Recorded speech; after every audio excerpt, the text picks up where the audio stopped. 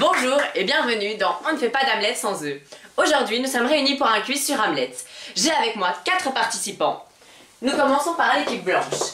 Dans l'équipe blanche, j'ai Marcel, qui est camionneur, Pénélope, qui fait de la poterie. Dans l'équipe bleue, nous avons Marie-Émilie, qui est étudiante en biologie marine, et Jean-Albin, qui est père au foyer. Je suis daron. Voilà. Commençons avec la première question. 1. De quand date Hamlet? Début des années 1600. Très bonne réponse. 2. Qui a écrit Hamlet? William Shakespeare. Bravo. Alors, qui est mort au début de la pièce? Le père d'Hamlet. Bien. Dans quel pays se passe la pièce? Au Danemark. Très bien. Attention. Qui a tué le spectre? Si je peux me permettre, un spectre c'est déjà mort. Ça va, Oui. Qui a tué le père d'Hamlet? Claudius. Très bonne réponse. On se retrouve dans un instant. D'abord, une petite page de pub.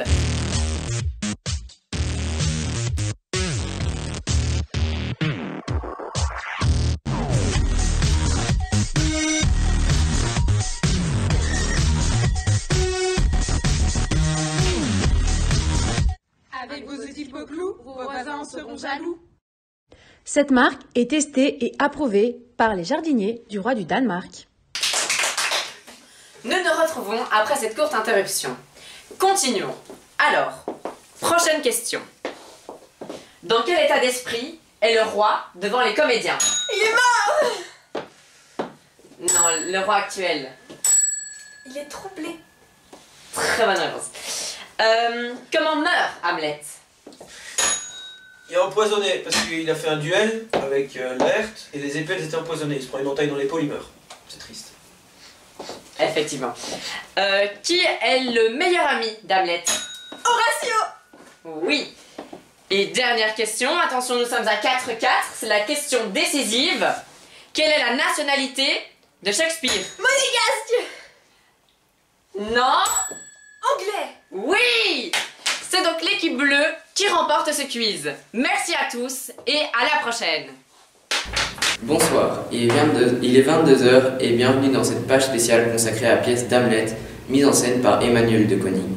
Nous avons aujourd'hui avec nous 2 élèves de 5e D de l'Athénée Royal de Waterloo qui ont participé au concours Bord de Seine. Mais avant de recevoir leurs avis, nous allons vous présenter un bref résumé de leurs différentes activités. Précisons que ce concours est organisé par l'ASBEL ITAC et par la province du Brabant wallon. Nous avons pu approfondir nos connaissances sur le métier de journaliste, celui de metteur en scène et celui de comédien.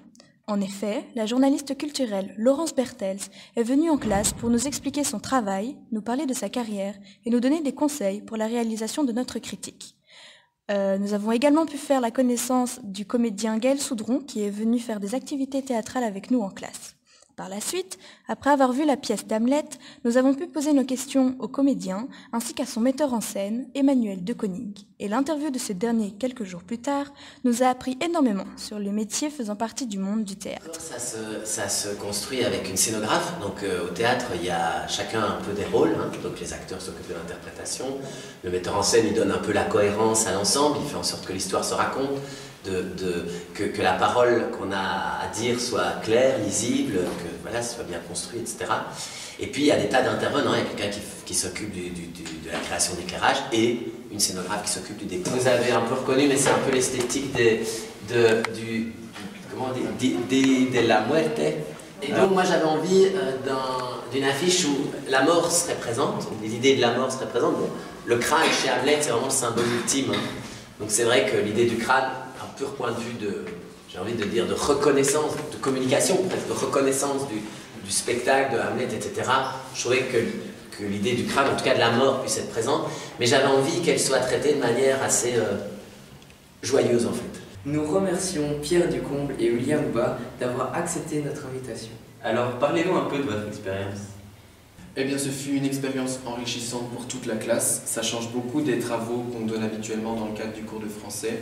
Ça a permis à chacun de s'exprimer de manière différente. Certains ont joué, d'autres ont mis en scène ou d'autres ont monté la vidéo finale. Parlons à présent de la création d'Emmanuel de Koning. Hamlet, qui était joué au théâtre Jean Vilar. Quelles ont été vos impressions? Les thèmes abordés dans la pièce, comme l'amour, le suicide, sont des thèmes sérieux qui nous parlent, nous font réfléchir en tant que jeunes. Ces thèmes sont traités avec humour, notamment grâce au jeu de Gaël Soudron qui joue Polonius, le Premier ministre. Musti, un artiste généralement connu chez les jeunes, a-t-il influencé votre appréciation de la pièce? Eh bien, moi, pour ma part, c'est plutôt la pièce qui m'a fait connaître Musti plutôt que le contraire. Mais je trouve que oui, il apportait quelque chose à la pièce, il cadrait parfaitement avec le personnage d'Hamlet. Il était très énergique sur scène. Il incarne très bien la jeunesse et il ajoutait une dimension artistique différente à la pièce. Et maintenant, nous accueillons Pierre Lévy, un autre élève de 5e, qui vient nous présenter un poème de son cru, inspiré de la pièce d'Hamlet. La mort vient toquer à sa porte, celui dont le bonheur s'est éclipsé, et dont la soif de vivre a été remplacée par des sentiments monocordes. Son seul désir, c'est qu'on l'emporte, loin de ce monde où il n'a pas sa place, où personne ne lui accorda miséricorde, où l'on ne gardera que sa carcasse. C'est décidé, il va le faire, l'exécuter d'une main de fer. Il va partir comme il est rentré, seul, sans personne à ses côtés. Chers téléspectateurs, merci à tous de nous avoir suivis, c'est la fin de notre page spéciale, mais ne quittez pas notre chaîne pour découvrir une création de nos jeunes talents. Et n'oubliez pas que vous pouvez toujours nous revoir sur Ovio. Wesh, Horatio, Hamlet, ça va ou quoi? Dis, je me pose une question. Est-ce que je dois vivre ou mourir? Est-ce que je dois mourir et laisser ce pauvre baltringue de Claudius vivre? Ou moi vivre et venger mon père en tuant ce qui me sert de beau-père actuellement? Oh, attends, j'ai un double appel. Ouais, c'est qui là? Hamlet, c'est ton meilleur ami, Horatio. Ça va? T'as pas l'air bien. Dis-moi ce qu'il y a. Ouais, Horatio, faut que je te parle. J'ai passé ma journée dans le noir. Je dois me flanquer ou quoi? Bonjour, c'est la femme de ménage. Attends 30 secondes, il y a la femme de ménage. Moi, je fais ce métier depuis quelques années maintenant, hein. Et du coup, j'écoutais pas, hein, mais en fait, je passais, j'ai entendu. Et du coup, je me suis dit, en fait, ça me fait penser à une situation qui est arrivée il y a quelques années. Et du coup, c'est mon père. Mon père avait une grande tante. Cette grande tante, elle a eu des problèmes avec le cousin, sa meilleure amie qui avait un fils. Et en fait, ce fils, il était à l'école, genre son meilleur pote de l'école. Il a eu des problèmes avec son cousin. Enfin, je veux pas m'éterniser, hein. Et donc, ce cousin était un peu dans la même situation. Bon, il est mort maintenant.